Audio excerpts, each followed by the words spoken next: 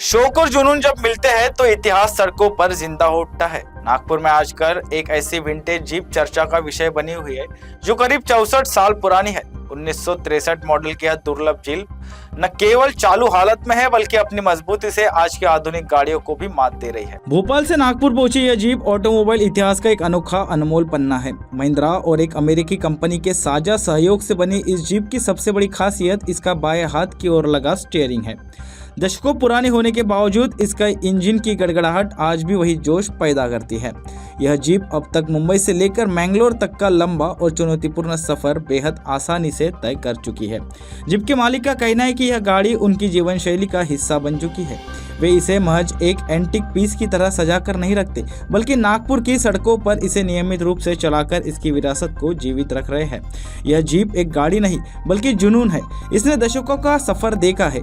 गाड़ी मालिक ने यह भी कहा कि मेरा सपना है कि मैं इसे पूरे भारत के कोने कोने में लेकर जाऊं और लोगों को दिखाऊं कि पुरानी मशीनें आज भी कितनी बेमिसाल हो सकती है। गाडी खरं म्हणजे माझ्या वडिलांकडे होती, कारण ते खेड्यामध्ये एक मेडिकल प्रॅक्टिशनर होते, डॉक्टर होते आणि खेड्यात जीपशिवाय दुसरं वाहन सोयीचं नव्हतं त्या काळात। तर मला लहानपणापासून जरा गाड्यांची आवड होती आणि मग मी स्वतः गाडी चालवायला लागलो वयाच्या 14व्या वर्षानंतर आणि तेव्हापासून आवड मला गाडी चालवायची राहिलेली आहे आणि वडिलांकडे अशी जीप होती, त्याच्यामुळे मला अशीच जीप घ्यायची खूप इच्छा होती आयुष्यभर। पण ती दुसऱ्या गाड्या आल्या पण ही गाडी नाही घेऊ शकलो, पण मग मी घेतली ही गाडी आणि ते एक लहानपणचं किंवा कोवळ्या वयातलं जे काही आकर्षण होतं या गाडीबद्दलचं ते मी पूर्ण केलं। हे खरं म्हणजे मिलिटरी डिस्पोजल वाहन आहे हे, पण मी डायरेक्ट मिलिटरी डिस्पोजलमधून घेतलेलं नाही आहे। मला भोपाळला अशी गाडी आहे असं माहिती मिळाली, मी जाऊन गाडी पाहून आलो आणि मग आवडली आणि मग फायनल घेतली। वर्ष ही जुनी गाडी आहे? हे 1963चं मॉडेल आहे, म्हणजे 63 वर्ष आजच्या तारखेला झालेले आहेत या गाडीला। मेंटेनन्स फार लागत नाही, कारण ही आहे मेकॅनिकल गाडी। आजकालचे न्यू जनरेशन किंवा न्यू टेक्नॉलॉजीवालं तिच्यात फीचर्स नाही आहेत, त्याच्यामुळे रिपेअर करणं फारसं अवघड नाही आहे। म्हणजे अगदी जुन्या काळात लोक रोड साईड मेकॅनिक जे आपण म्हणतो ते सुद्धा प्रॉब्लेम आयडेंटिफाय करून रिपेअर करू शकायचे।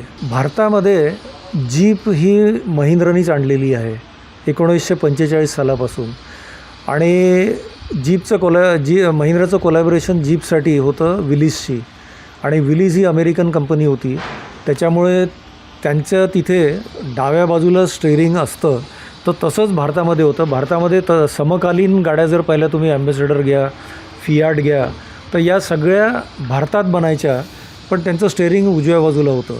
पण जीप एकमेव व्हेकल असं होतं की 1969 सालापर्यंत भारतात बनूनसुद्धा डाव्या बाजूला स्टेअरिंग होतं हिचं। नंतर 70 सालापासून त्यांनी राईट हँड केली गाडी। माझ्या गाडीचे सगळे पेपर्स क्लिअर आहेत आणि मी त्या बाबतीत फार पर्टिक्युलर आहे की गाडीचे पेपर्स क्लिअर नसतील तर गाडी चालवायची नाही। मी विंटेजमध्ये नोंदणी करून घेतली आहे या गाडीची आणि तसंही ऑगस्ट 23मध्ये रिन्युअल होतं माझं, ते करून घेतलेलं आहे। तर पेपर्स माझे सगळे क्लिअर आहेत, ग्रीन टॅक्स वगैरे जे काही नियम आहेत ते सगळे आहेत। HSRP प्लेट पण लागलेली आहे। सो RTOकडून काही हे नाही आहे। फक्त याच्यात एक असं एका RTOने विचारलं होतं की याच्या RCमध्ये लेफ्ट हँड कुठे लिहिलेलं आहे।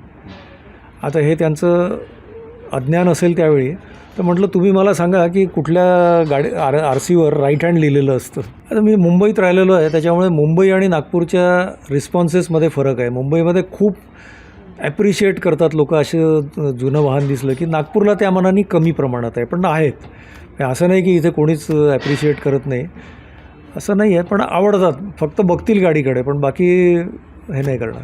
पहिला लॉकडाऊन लागायच्या आधी मुंबईला मी होतो त्यावेळी, तर मुंबई ते मँगलोर कोस्टल रोडनी अशीच ओपन जीप घेऊन मी आणि माझी पत्नी असं दोघं गेलेलो आहे। आणि यावर्षी म्हणजे आता हे गेलं डिसेंबरमध्ये वगैरे आमचा विचार होता पूर्ण दक्षिणेतला टूर करायचा जीपनी, पण ते काही कारणाने नहीं झालं शक्य। पण आहे भविष्यात मला भारतात ही गाड़ी घेऊन फिरायचं है। आज के दौर में जहां गाड़ियां चंद सालों में बदल दी जाती है, वहीं यह विंटेज जीप इतिहास और जुनून का एक ऐसा मेल है जो वक्त के पहियों को मात दे रहा है।